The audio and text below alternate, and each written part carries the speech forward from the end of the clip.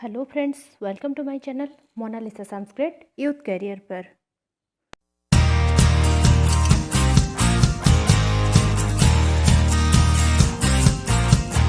तो फ्रेंड्स, आज के इस वीडियो में हम तबियत प्रत्यय चर्चा करेंगे। तो चलिए फ्रेंड्स, स्टार्ट करते हैं वीडियो को। वीडियो स्टार्ट करने से पहले दोस्तों, आपको अगर मेरे वीडियोस अच्छा लग रहा है तो लाइक और शेयर करना ना भूलें। और अभी तक अगर आपने मेरे चैनल को सब्सक्राइब नहीं किया तो जल्द से जाकर सब्सक्राइब कर लीजिए और साथ ही बेल आइकन को दबा लीजिए। उससे मेरे बनाए हुए वीडियो सबसे पहले आपके पास नोटिफिकेशन आ जाएगा। तो चलिए फ्रेंड्स, स्टार्ट करते हैं वीडियो को। तबियत प्रत्यय चाहिए के अर्थ में और कर्म तथा भाववाच्य में प्रयोग किया जाता है।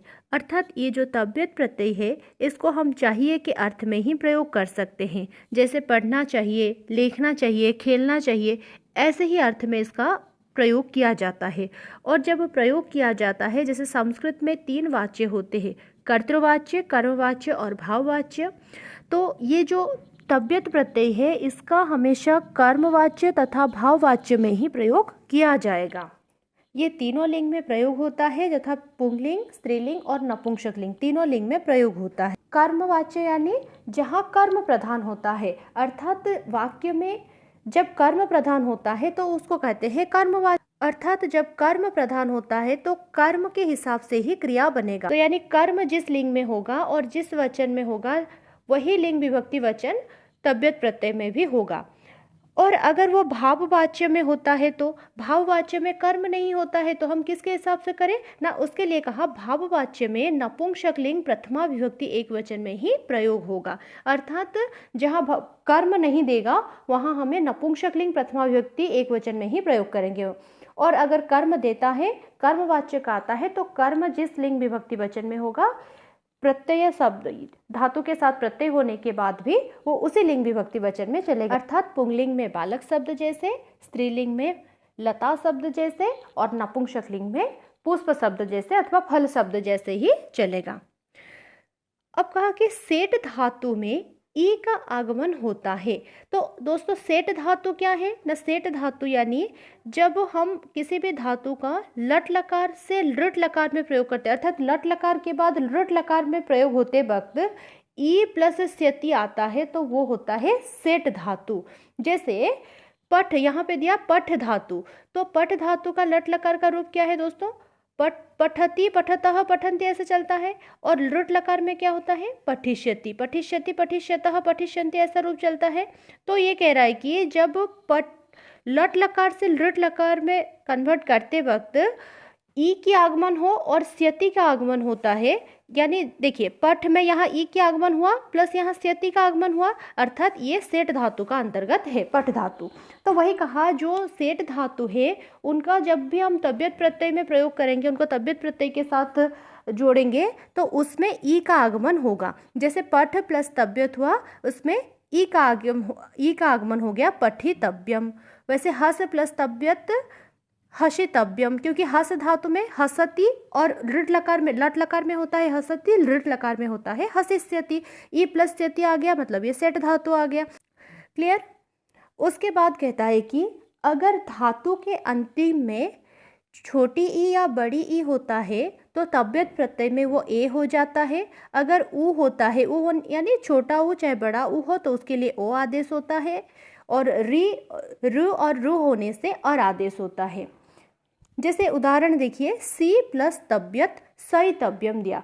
सी प्लस तबियत, दोस्तों देखिए इसमें सी में क्या है, ई की मात्रा है। जैसे मैंने कहा ई या छोटी ई हो चाहे बड़ी ई हो, उसके जगह में क्या आदेश होगा, ए आदेश हो जाएगा। तबियत प्रत्यय में जब करेंगे हम एक आदेश हो जाएगा। तो अब क्या होगा, सी प्लस तबियत होने से क्या होगा, से सी की जगह में ए आ गया, से। अब दोस्तों ये सेठ धातु होने के कारण इसमें फिर ई आदेश होगा, फिर आ गया तबियत।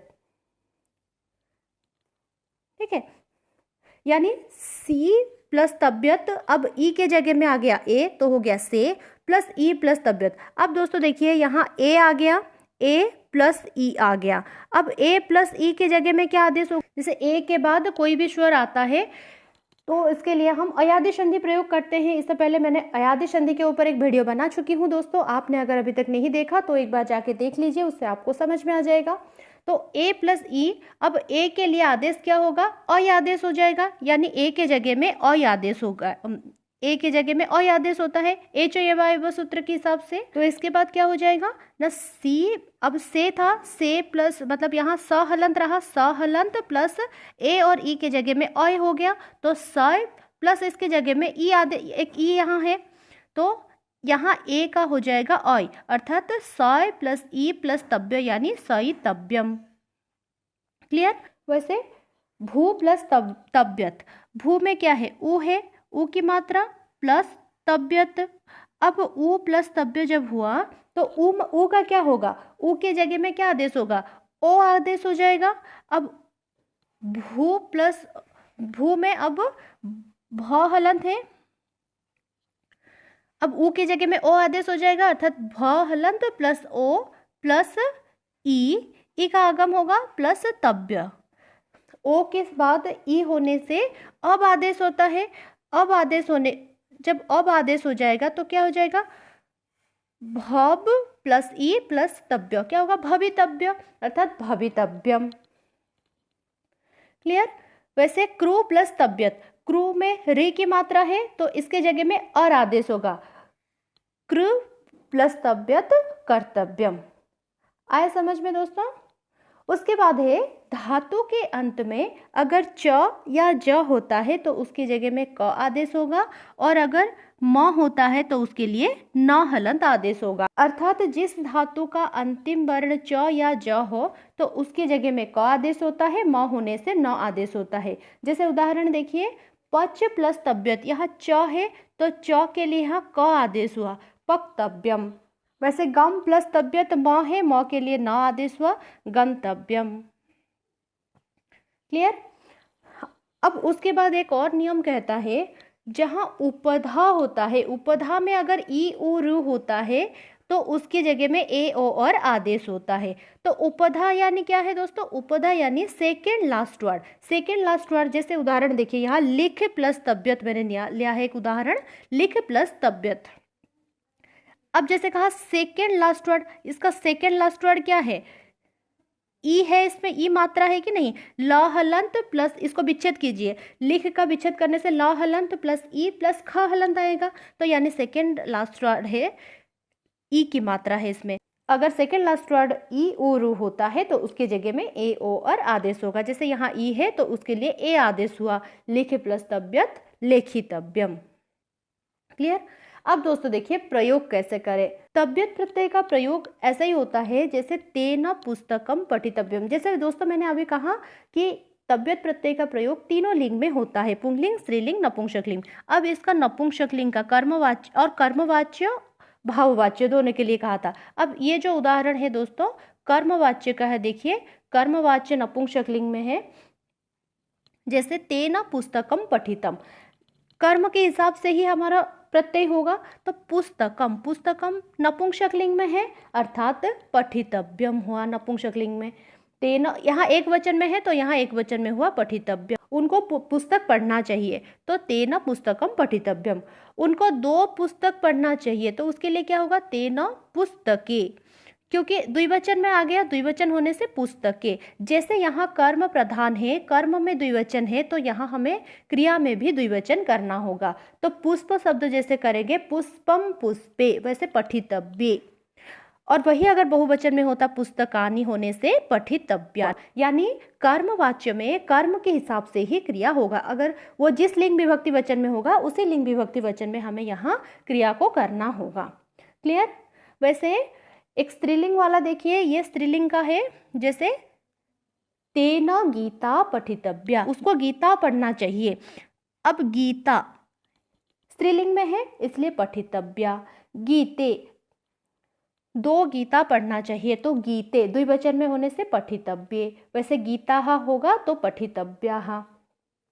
वैसे पुंगलिंग में तेन पाठः पठितव्यः, पाठो पठितव्यो, पाठाः पठितव्याः। क्योंकि बालक शब्द जैसे हुआ, जैसे बालकः, बालको, बालकाः, एक वचन में पठितव्यः हुआ बालकः जैसे, द्विवचन में बालको जैसे पठितव्यो, बहुवचन में बालकाः जैसे पठितव्याः। क्लियर। अब है कि भाववाच्य में प्रयोग कैसे करें।